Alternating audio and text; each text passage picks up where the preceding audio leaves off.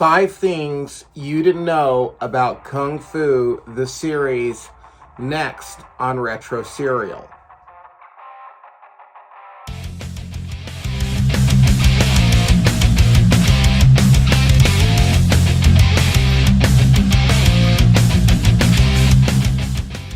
Hey everyone, you're watching Retro Serial and I'm Ian C. Kung Fu ran on ABC from 1972 to 1975 with an impressive 62 episodes and 3 seasons. Starring David Carradine as Kwai Chang Caine, it follows the adventures of Caine, who flees to America after killing the Emperor's nephew. Caine was an orphan, half Chinese and half American, reluctantly raised in the Shaolin Monastery. After his graduation from said monastery, Caine's beloved master Po is killed by the emperor's nephew. Caine was a witness of this, and in a fit of rage, he avenges his beloved master's death. Caine has to flee, now being an outlaw. He flees to America to find his American brother. Each week, Caine meets unique and interesting people and finds Western challenges in which he handles all of them with some Eastern wisdom and some Kung Fu. When he has to. Only when he has to. And most of the time, he has to. While you may have already known all of this, here are 5 things about Kung Fu, the TV series, you may not have known. But before we get to those 5 things, if you like what we're doing here at Retro Serial, please give me that thumbs up, hit that subscribe button, share this on your favorite social media. Those 3 things right there mean the world to us here at Retro Serial as we are trying to grow the channel. So if you could help us out in those areas, it would be much appreciated.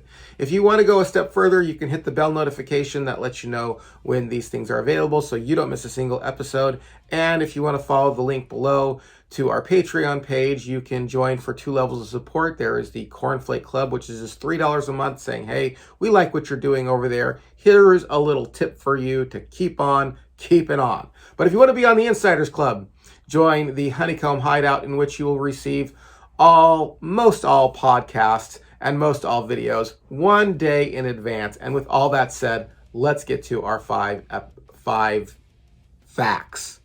Coming in at number 5, David Carradine wanted to play Caine long before Kung Fu was a concept.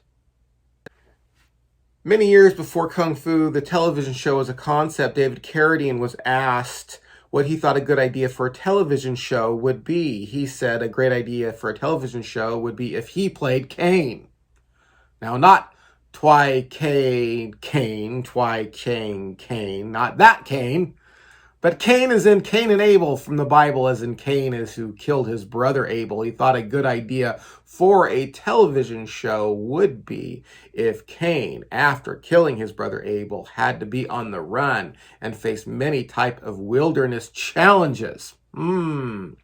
Pretty similar to the show Kung Fu.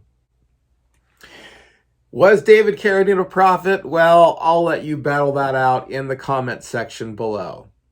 And coming in at number 4, Carradine had no martial arts training. You might think that Carradine was chosen for his amazing Kung Fu skills. I mean, after all, the show is called Kung Fu and features him doing Kung Fu. But you would be wrong. Carradine was chosen because he was a dancer. A little inside fact, many fight choreographers don't like working with martial artists because martial artists tend to have their own ideas about how fights should look, and choreographers don't like to deal with that. They actually prefer to work with dancers because dancers look at it as a dance rather than what might actually transpire in a real fight. David Carradine did not start out a martial artist, but he certainly did end up being a martial artist. He was an avid practitioner of the martial arts since the show till the day he died in 2009. And coming in at number 3, Spinoffs and Sequels. Although Kung Fu, the TV series, ended in 75, the story does not end there. Kung Fu has many spin-offs, sequels, and reboots. First, there was Kung Fu the movie, made for TV, released in 1989, and starred Brandon Lee as David Carradine's son.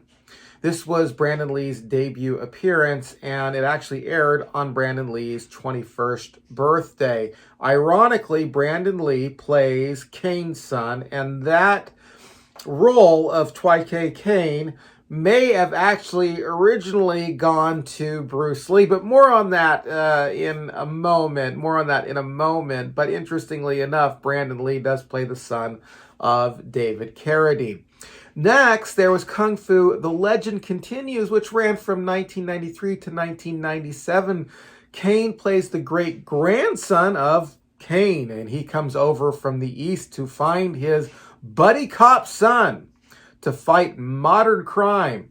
Yes, Kane still spits out that Eastern wisdom and still kicks a lot of Kung Fu butt. And now, today, in 2022, there is 2 seasons so far, just been greenlit for a second season of Kung Fu again, another remake of Kung Fu. This time it sees a female in the lead. How much can we go on and on and on? Should there be more? Do you like these reboots? Don't you like these reboots? There's just no amount to them. It was really a cultural icon and a classic. So when you have that and you have the opportunity to make money, you're always going to find a way to make that money again and try to make that magic happen again. I am interested in knowing if you watched any of these sequels or reboots, and if you like them or not. Let me know in the comment section below. And coming in at number 2, the real reason Kung Fu was canceled. Most television shows get canceled due to poor ratings. You might think that Kung Fu suffered the same fate, but that's not the case. Kung Fu actually had solid ratings. So why was this popular television show with solid ratings canceled? Well, quite simply, too many injuries. David Carradine said that he just suffered too many injuries, and he decided to not continue to play Kane any longer. The television executives did the right thing and brought the show to a close. They did not try to do the let's make more money thing and hire some type of Cousin Oliver trope, which I am thankful that they did. Did you know that? Did you think that, Kung Fu suffered like everybody else did, that it just had bad ratings and so they decided to cancel the show? I actually did think that until I started doing research for this video.